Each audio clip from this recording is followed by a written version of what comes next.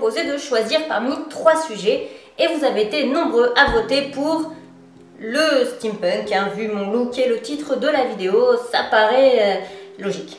En lisant vos commentaires, j'ai vite compris que certains l'avaient choisi parce qu'ils connaissent le steampunk et qu'ils trouvent ça super cool, et d'autres parce qu'ils en ont beaucoup entendu parler sans vraiment savoir ce que c'était. Du coup, il me semble important de commencer cette série de vidéos par expliquer le steampunk, à quoi ça ressemble.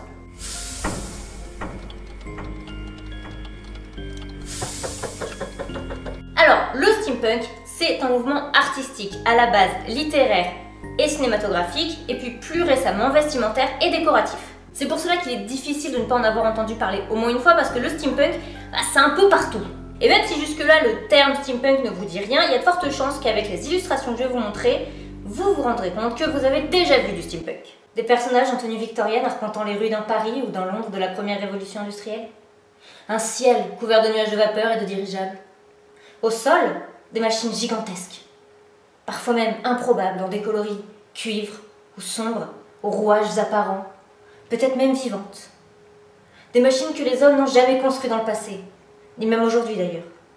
Oula, excusez-moi, parfois je m'emporte dans des envolées lyriques. Alors en gros, je vous apprends rien, les codes esthétiques permettent d'identifier directement quelque chose.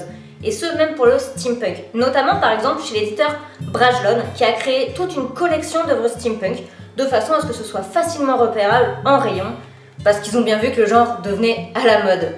Et oui, ils sont pas cons les mecs, qui dit mode, dit pognon. Il existe différents codes visuels. Par exemple, pour l'artiste James Ng, ou Ng, je sais pas trop, ce sont les engrenages, les lunettes, les dirigeables, les chapeaux de forme. Pour Étienne Barrier et Arthur Morgan, il s'agit des engrenages, vapeur, automates et savant fou, un chapeau de forme. Donc déjà là, on va dire qu'on a un petit peu donné les prémices visuelles du steampunk. Donc essayons maintenant d'aller un petit peu plus loin.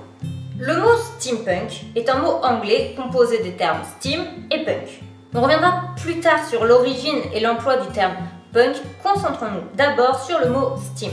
Donc steam, ça veut dire vapeur, et non, ça n'a rien à voir avec un mode de cuisson ou alors avec ce que vous avez pu voir en physique-chimie, hein, il s'agit d'histoire. Ici, le terme vapeur fait référence à ce qui faisait tourner les machines au 19e siècle, donc pendant la première révolution industrielle. Donc le steampunk, ça se passe en gros au 19e siècle. Pour illustrer un petit peu tout ça, je vous conseille le clip Steampunk Revolution du groupe Abney Park, un groupe qui justement est considéré comme steampunk. Ce clip est bourré de références visuelles steampunk, ce qui permet de se faire une idée assez claire de l'esthétisme recherché, que ce soit dans le design ou dans le vêtement.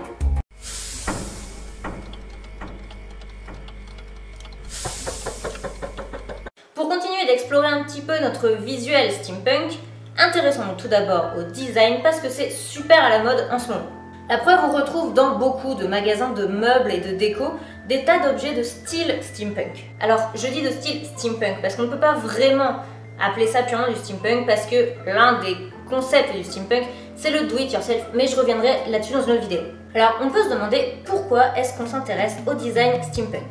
Après tout, il est très opposé au design contemporain, c'est-à-dire un design moderne, épuré et lisse qu'on nous propose aujourd'hui. Eh bien, c'est justement pour ça, et je vais vous montrer un exemple et vous allez vite comprendre. Regardez ces deux montres. Bon, en dehors du fait qu'il y ait une montre de poignet et une montre à gousset, qu'est-ce qu'on remarque? Bon, je vais répondre à votre place parce que de toute façon, je ne vous entends pas. Eh bien, tout simplement, sur cette montre-ci, on peut voir le mécanisme, et ça, c'est intéressant pour deux choses. Comme on voit le mécanisme, les machines nous semblent beaucoup moins impénétrables que les machines modernes. On peut voir comment elles fonctionnent, donc du coup on peut les comprendre en quelque sorte. Et surtout, en plus de susciter une sorte de curiosité sur comment fonctionne le mécanisme, on se sent un peu plus capable de réparer la machine si jamais elle nous plante. Oh, je suis en retard, affreusement en retard. Si vous croyez que ça m'étonne, votre horloge est détraquée, elle retarde de 2 jours. De 2 jours? 2 jours et 10 secondes. Oh malheur. Mais nous allons arranger ça. Oui, si tous les jours vous voyez comment fonctionne une machine et que vous la comprenez, si jamais elle tombe en panne, vous serez beaucoup plus apte à la réparer. Et au passage, réussir à réparer soi-même quelque chose, c'est plutôt glorifiant. He's alive! Alive! Et l'autre chose, c'est purement esthétique. On se tourne vers une époque où le design était très minutieux et surtout durable. Reprenons ici l'exemple de la montre. Une montre à quartz, ça a une durée de vie à peu près entre 3 et 10 ans. Et ça, évidemment, c'est sans compter le changement de pile. Une montre mécanique dans ce style pouvait tenir une vie, voire même plus puisqu'elle se passait de génération en génération et surtout, elle ne nécessite pas de piles.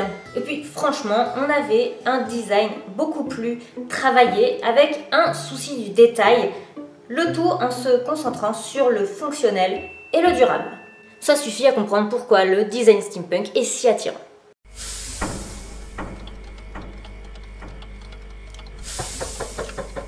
Si vous avez déjà mis les pieds dans une convention du style Japan Expo ou autre, il est fort probable que vous ayez déjà croisé des personnes au look steampunk. Chapeau de forme, lunettes d'aviateur, corset, etc. Ce qui d'ailleurs est extrêmement inconfortable. Je ferai donc ma prochaine vidéo sur le sport et je la ferai en jogging. Mais savez-vous ou êtes-vous déjà demandé qui a lancé cette mode? Eh bien, il s'agit de Kit Stollen dans les années 90. C'était un passionné de vêtements victoriens qu'il aimait coudre et accessoiriser lui-même. Alors certes, c'était pas le seul à porter un style un petit peu victorien, mais il est surtout le premier à avoir prouvé qu'on pouvait arborer ce style dans la vie de tous les jours. Au niveau vestimentaire, en fait, il existe deux branches du steampunk. Donc d'un côté, nous avons la branche du steampunk de tous les jours, c'est-à-dire des vêtements que vous pouvez arborer dans la vie quotidienne. De l'autre, nous avons un steampunk plus cosplayer, parce que ce sont des personnes qui vont préférer un steampunk très travaillé, avec plein d'accessoires, c'est beaucoup plus voyant et malheureusement c'est moins facile à porter et donc ils vont plutôt le porter en convention et autres événements. Là-dessus il n'y a pas de règle particulière, c'est un petit peu chacun son truc. Mais ce qu'on retient normalement surtout c'est le côté do it yourself. Même si aujourd'hui de nombreux stylistes et de marques de prêt-à-porter s'intéressent au steampunk, à la base beaucoup de personnes steampunk aiment créer ou au moins customiser leurs vêtements eux-mêmes. C'est surtout que cela va rendre un petit peu votre tenue beaucoup plus unique et se détacher de ce qu'on peut voir en magasin aujourd'hui. Après, je rappelle que le steampunk se base sur la première révolution industrielle et c'est une époque assez large. Certes, quand on pense à un look steampunk, on va d'abord penser à un style plutôt victorien avec de grandes robes, etc. Mais vous pouvez parfaitement vous baser sur un steampunk s'intéressant aux pirates, aux ouvriers, aux gens du peuple, aux aviateurs et même aux pays orientaux de l'époque.